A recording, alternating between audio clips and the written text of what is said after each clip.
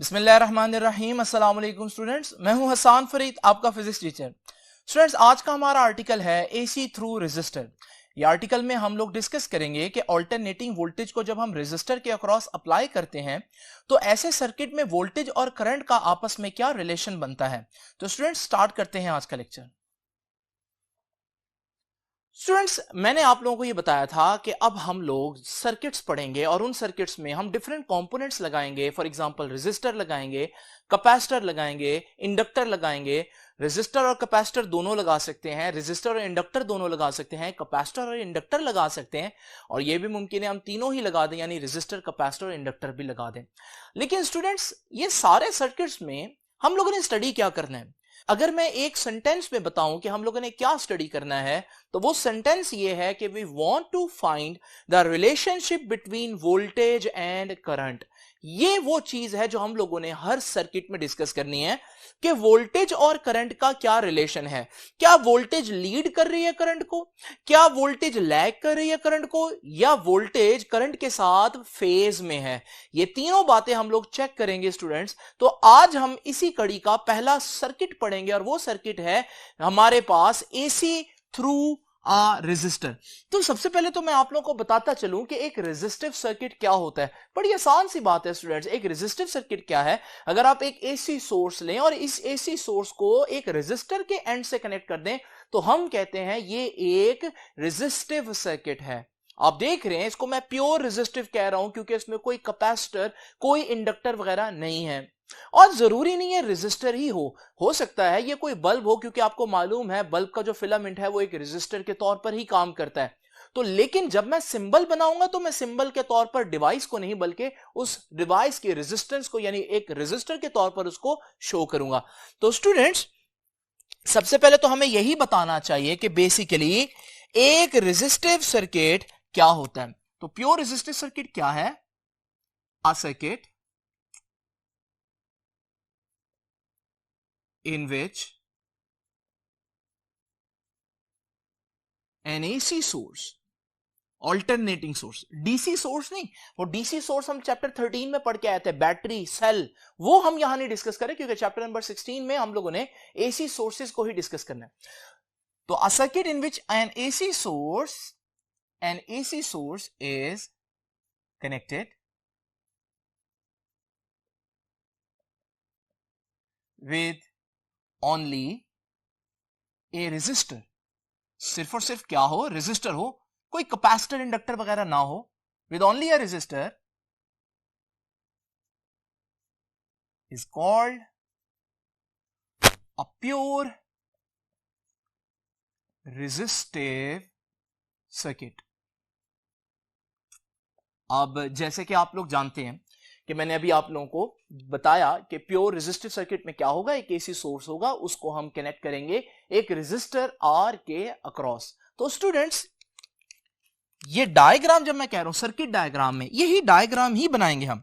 तो इस डायग्राम में बेसिकली हम क्या कहेंगे कि ये हमारे पास एक एसी सोर्स है, आपको मालूम है एसी सोर्स का सिंबल ये होता है, और इस एसी सोर्स को हम कनेक्ट कर देंगे एक अदद रेजिस्टर से, जिसकी रेजिस्टेंस को मैं कैपिटल आर कह सकता हूं, और ये जो वोल्टेज आ रही है इस सोर्स से, इसे मैं V कह सकता हूं। ये है सिंपल सी सर्किट डायग्राम एक प्योर रेजिस्टिव सर्किट की। अब स्टूडेंट्स, मैंने आपको क्या बताया? मैंने आपको बताया कि we want to find the relationship between voltage and current. इस सर्किट के अंदर जब प्योर रेजिस्टर लगा हो तो हमारे पास वोल्टेज और इस सर्किट में से गुजरने वाला जो करंट है उनका आपस में क्या रिलेशन बनेगा, ये हम लोगों ने स्टूडेंट्स आज डिस्कस करना है। तो स्टूडेंट्स, सबसे पहले मैं आपको बताता चलूं कि यहां मैं एक्सप्लेन करूंगा, लेकिन मीनवाइल मैं जो चीज एक्सप्लेन करूंगा उसको यहां पर ग्राफ में भी शो करूंगा। ऑल्दो मैंने डिफरेंट हेडिंग्स दी हैं, लेकिन जब मैं यहां पर कुछ काम कर रहा हूं तो मैं साथ ग्राफ मीनवाइल साथ साथ प्लॉट करूंगा। इसलिए यहां पर मैं पहले ही आपके सामने एक्स एक्सिस भी बना देता हूं और वाई एक्सिस भी बना देता हूं ताकि मैं बाद में ग्राफ इजीली प्लॉट कर सकूं। नाउ स्टूडेंट्स, जैसे कि आप लोगों ने याद रखना है, दोबारा बता रहा हूं, आप कहेंगे सर काफी दफा बता रहे हैं, क्योंकि अगर आप ये स्टेटमेंट जहन में रखेंगे तो फिर आपको समझ लगेगी कि मैं स्टेप बाय स्टेप क्यों कर रहा हूं इस तरह से। तो स्टूडेंट्स, क्या है हम लोगों का आज का बेसिक पर्पस, वो ये है कि हम लोगों ने वोल्टेज और करंट का रिलेशन फाइंड आउट करना है। स्टूडेंट्स, आप लोग देख रहे हैं मैंने कौन सी वोल्टेज दी है, डेफिनेटली एसी सोर्स है ये, और जब मैं एसी सोर्स दूं तो मुझे मालूम होता है कि उसकी इक्वेशन क्या होगी। तो हम यहां पर लिख देते हैं as the voltage source is alternating voltage है, तो फिर हम लोग जानते हैं कि V इज इक्वल टू, यानी जो वोल्टेज दे रहा होगा ये कितनी होगी, V is equal to V naught sine theta. तो ये वो वोल्टेज है जो हर लम्हा इस वोल्टेज सोर्स ने इस रेजिस्टर को देनी है, इसलिए इस वोल्टेज को इंस्टेंटेनियस वोल्टेज कहते हैं, हम लोग पहले पढ़कर आए हैं। V नॉट क्या है, V नॉट मैक्सिमम या पीक वोल्टेज है स्टूडेंट्स। लेकिन यहां इंपॉर्टेंट बात क्या है, जरा देखिए मैं इसको इक्वेशन नंबर 1 कह देता हूं। अगर आप गौर से देखिए तो मैं कह सकता हूं कि यहां पर V किस पर डिपेंड कर रहा है, कितनी वोल्टेज होगी किसी भी लम्हे, डिपेंड करता है एंगल क्या है, फेज क्या है, यानी साइन थीटा पर डिपेंड कर रहा है। इसको हम आसान अल्फाज में यूं कह सकते हैं कि voltage depends upon sine theta, लेकिन मैथमेटिक्स की टर्म में इसे बोलते हैं voltage is a function of sine theta. तो ये स्टेटमेंट जरा ध्यान से देख लीजिए, फ्रॉम अबव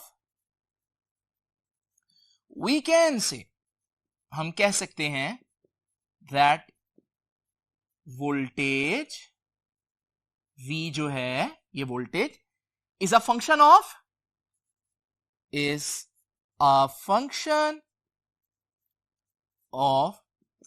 साइन थीटा। तो वोल्टेज डिपेंड कर रही है किस पर स्टूडेंट्स, साइन थीटा पर। आसान मतलब क्या है इसका, आसान मतलब यह है कि स्टूडेंट्स वोल्टेज का जो चेंज होगा वो बिल्कुल साइन के ग्राफ जैसा होगा।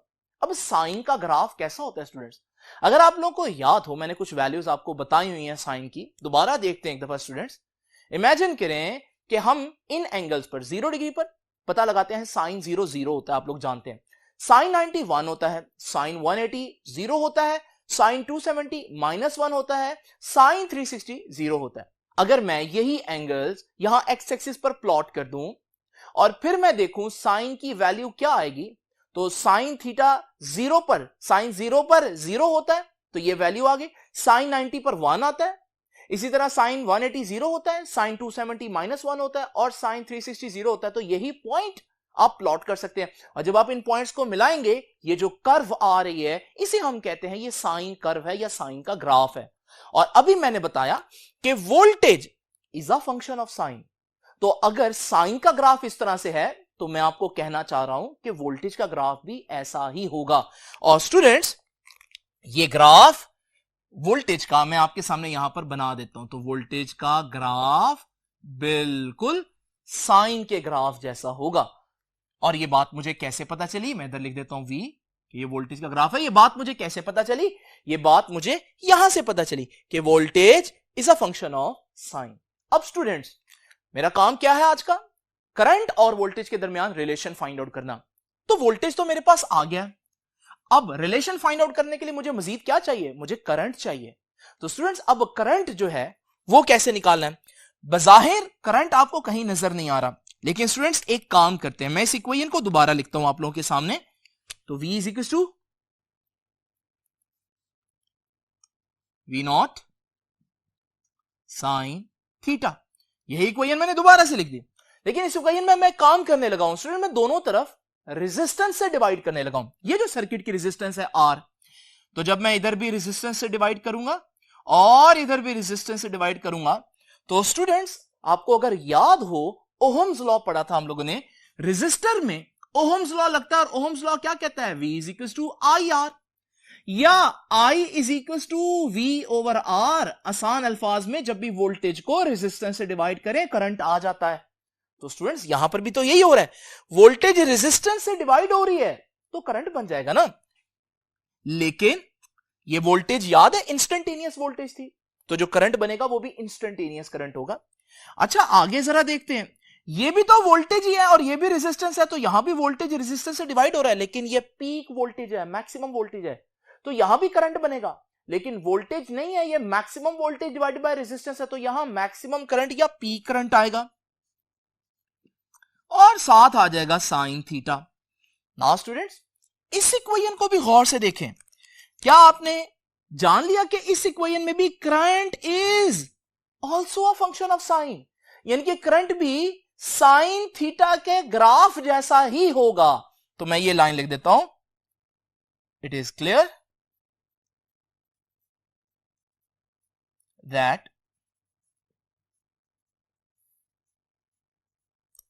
current is also a function of sin theta. तो करंट के फॉर्मूला में भी साइन थीटा आ रहा है, तो करंट का ग्राफ भी बिल्कुल साइन थीटा का ग्राफ होगा। तो साइन थीटा का ग्राफ मैंने भी आपको दिखाया था ये वाला, तो अब यही ग्राफ बिल्कुल हम कहेंगे कि करंट का भी होगा। तो यही ग्राफ मैं अब वहां पर जहां वोल्टेज का ग्राफ बनाया था वहां पर आपके सामने ड्रॉ करता हूं। स्टूडेंट्स, ये तो था वोल्टेज का ग्राफ, है करंट का ग्राफ भी साइन थीटा की ही तरह। तो स्टूडेंट्स, जब मैं उसका ग्राफ ड्रॉ करूंगा तो आप लोग देख रहे हैं कि उसका भी साइन थीटा वाला ही ग्राफ होगा, और हमारे पास ये जो रेड में मैंने बनाया है ये है बेसिकली करंट का ग्राफ। तो स्टूडेंट्स, अब हम लोग यहां पर वोल्टेज का ग्राफ और करंट का ग्राफ बनाने में कामयाब हो गए हैं। तो एक्सप्लेनेशन में हम लोगों ने यही करना था कि किसी तरह से कोई लॉजिक लगाकर हम ग्राफ के ऊपर वोल्टेज और करंट दोनों का ग्राफ जो है वो प्लॉट कर लें, और वो कर लिया हम लोगों ने। अब हम देखेंगे वोल्टेज और करंट का रिलेशन क्या निकल रहा है। स्टूडेंट्स, अगर आप गौर से देखें तो यहां पर दोनों स्टार्ट में जीरो हैं, यहां पर भी दोनों जीरो हो रहे हैं, यहां पर भी दोनों जीरो हो रहे हैं, यहां पर भी दोनों जीरो हो रहे हैं। आप देख रहे हैं कि करंट और वोल्टेज जो है लग रहा है जैसे साथ साथ चल रहे हैं। तो दोबारा देख लीजिए कि ये वोल्टेज और करंट दोनों का ग्राफ देखें, इस पॉइंट पर दोनों ही जीरो हैं, फिर दोनों ही बढ़ रहे हैं, फिर इस पॉइंट पर दोनों ही मैक्सिमम हो गए हैं, उसके बाद दोनों ही कम हो रहे हैं, उसके बाद फिर दोनों इस पॉइंट पर जीरो हो गए, फिर दोनों नेगेटिव में बढ़ रहे हैं और फिर मैक्सिमम हो गए, और फिर दोनों कम होते होते दोबारा जीरो पर हो गए। स्टूडेंट्स, आप तो देख रहे हैं यहां पर तो लग रहा है जैसे करंट और वोल्टेज की पक्की दोस्ती है, बिल्कुल एक दूसरे के साथ साथ चल रहे हैं। इसका मतलब यह हुआ कि हम कह सकते हैं फिजिक्स की टर्म में कि current and voltage are in phase. तो यह कंक्लूजन निकला, यही रिलेशन हम लोगों ने फाइंड आउट करना था कि करंट और वोल्टेज जो है उनका आपस में क्या रिलेशन है। तो जब प्योर रेजिस्टर की बात करें तो प्योर रेजिस्टर के अंदर वोल्टेज और करंट एक साथ जीरो होते हैं, एक साथ बढ़ते हैं, एक साथ कम होते हैं, एक साथ नेगेटिव होते हैं, एक साथ मैक्सिमम पर पहुंचते हैं। लेकिन स्टूडेंट्स, एक साथ मैक्सिमम पर पहुंचने का यह मतलब नहीं कि उनका मैक्सिमम एक ही है, नहीं। अगर आप देखें तो वोल्टेज की मैक्सिमम वैल्यू ये बन रही है, करंट की मैक्सिमम वैल्यू ये बन रही है, लेकिन क्वेश्चन ये है कि दोनों इस टाइम पर एक साथ ही मैक्सिमम पर आए हैं। तो स्टूडेंट्स, मैक्सिमम सेम होने का नहीं कह रहा मैं कह रहा हूं मैक्सिमम एक वक्त पर आएगा, उसका मैक्सिमम कुछ और होगा, करंट का कुछ और होगा। तो स्टूडेंट्स, ये तो हम लोगों को पता चल गया कि voltage and current are in phase. ये मैं अब लिखूंगा यहां पर कंक्लूजन में। तो अब हम जरा देखते हैं कि कंक्लूजन में हम लोगों ने क्या देखा कि as it is clear from graph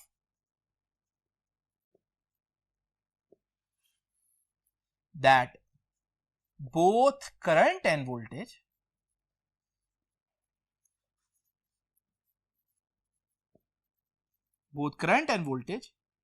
increases and decreases simultaneously, एक साथ।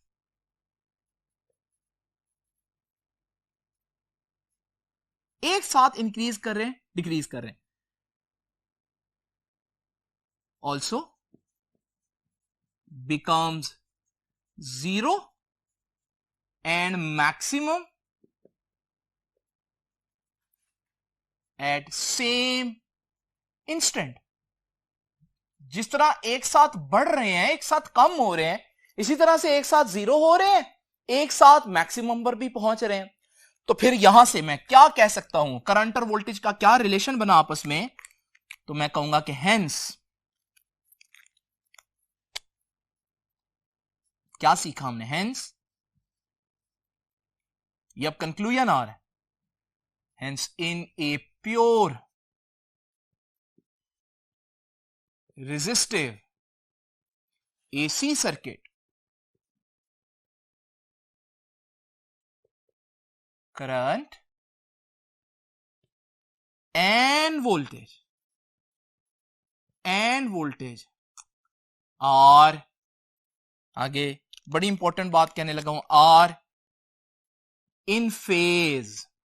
जब दो चीजें एक साथ बढ़ें, एक साथ कम हो, एक साथ मैक्सिमम हो, एक साथ जीरो हो, तो फिर हम कहते हैं फिजिक्स की टर्म में कि ये दोनों वेव फॉर्म्स जो है वो इन फेज हैं।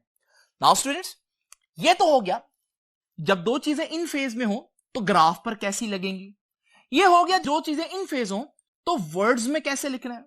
अब हम देखते हैं अगर दो चीजें फेज में हो तो उनको वेक्टर के तौर पर कैसे रिप्रेजेंट करना है। बड़ा आसान काम है स्टूडेंट्स, याद रखिएगा।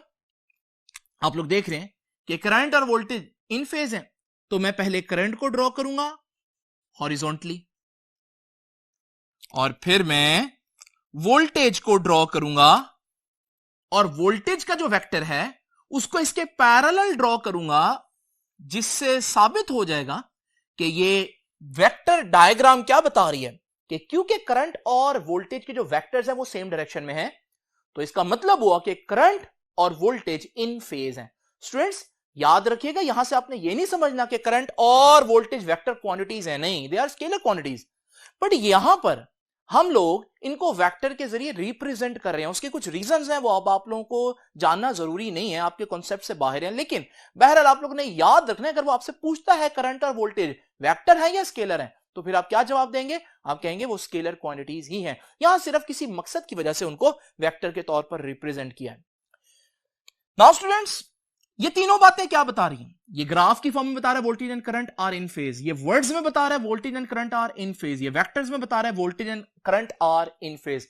लेकिन रियलिटी में कैसे पता चलेगा कि voltage and current are in phase, यानी रियलिटी में कैसे दिखेगा। तो स्टूडेंट्स आइए चलते हैं वापस अपने सर्किट की तरफ।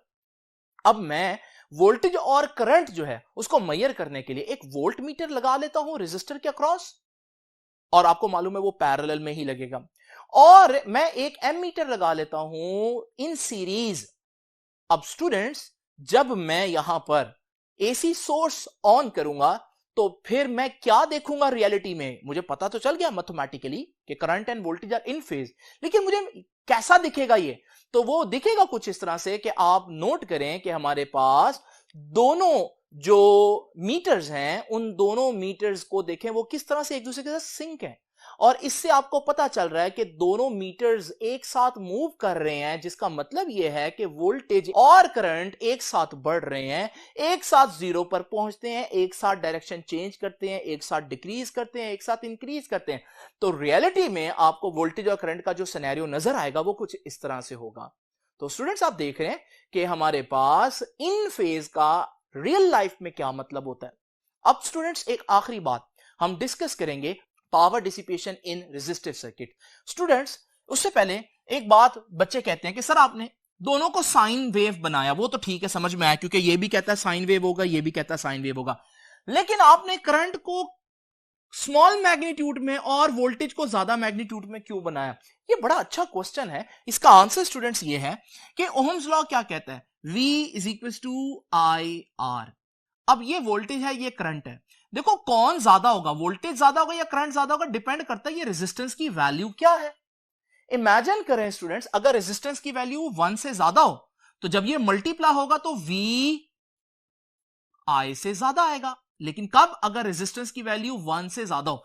और स्टूडेंट्स आप लोगों ने पढ़ा चैप्टर नंबर 13 में रेजिस्टेंस की वैल्यू 1 से तो बहुत ज्यादा यूज करते हैं हम, मेगा ओहम्स, किलो ओहम्स में यूज करते हैं। तो यूजुअली हमारे सर्किट्स में जो रेजिस्टेंस होती है वो 1 ओहम से बहुत ज्यादा होती है, और जब रेजिस्टेंस की वैल्यू 1 से ज्यादा होगी तो V की वैल्यू I से ज्यादा होगी, इसलिए मैंने वोल्टेज की जो पीक है उसको ज्यादा और करंट की जो पीक है उसको थोड़ा दिखाया आप लोगों के सामने। तो स्टूडेंट्स ये इसका मतलब था। अब जरा चलते हैं पावर डिसिपेशन डिस्कस करते हैं सर्किट की, जो आखिरी चीज है इसकी। स्टूडेंट्स अब हम डिस्कस करेंगे कि रेजिस्टर में पावर डिसिपेशन के क्या फार्मूला है। वही फार्मूला जो हम लोगों ने डीसी में पढ़े थे, यानी कि चैप्टर नंबर 13 में पढ़े थे, वो यहां पर भी एप्लीकेबल है। तो याद रखिएगा, किसी भी लम्हे कितनी पावर डिसिपेट होगी, यानी इंस्टेंटेनियस पावर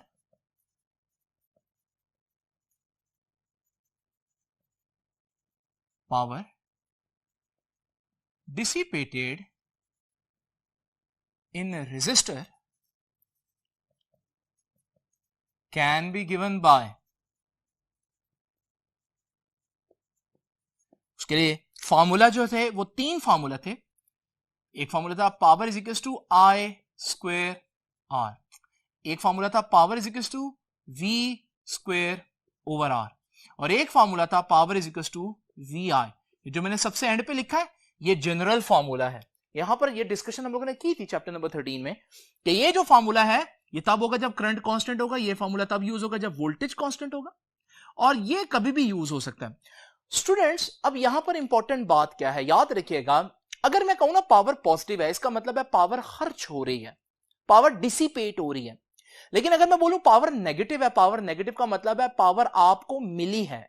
जिस तरह से एनर्जी खर्च भी हो सकती है, एनर्जी आपको मिल भी सकती है, बिल्कुल इसी तरह से पावर पॉजिटिव का मतलब है पावर इज डिसिपेटेड, और पावर नेगेटिव का मतलब है power is given to the circuit, power मिली है। नाउ स्टूडेंट्स यहां पर रेजिस्टर के केस में क्या होगा, ये हम बड़ी आसान तरीके से देख सकते हैं। स्टूडेंट्स जरा तवज्जो कीजिए, ये ग्राफ जब भी हम लोगों ने डिस्कस किया, इस ग्राफ को देखिए। इस ग्राफ में मैंने वोल्टेज और करंट दोनों को फेज में बनाया, दोनों की एक एक वेव बनाई, आप देख रहे हैं।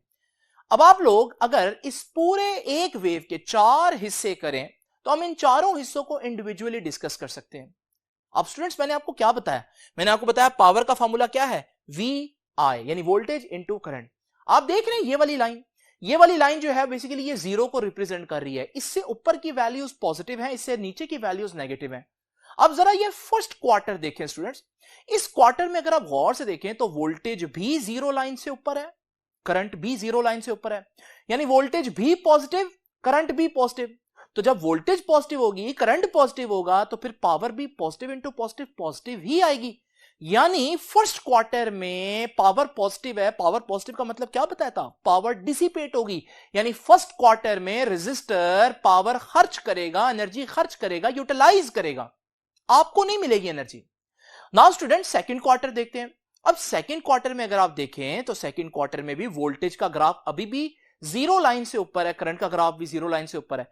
तो करंट इस वक्त भी पॉजिटिव है, वोल्टेज इस वक्त भी पॉजिटिव है, और इस सूरत में जब आप पावर के फार्मूला में वोल्टेज को पॉजिटिव रखेंगे, करंट को पॉजिटिव रखेंगे, तो प्लस इंटू प्लस प्लस ही आएगा।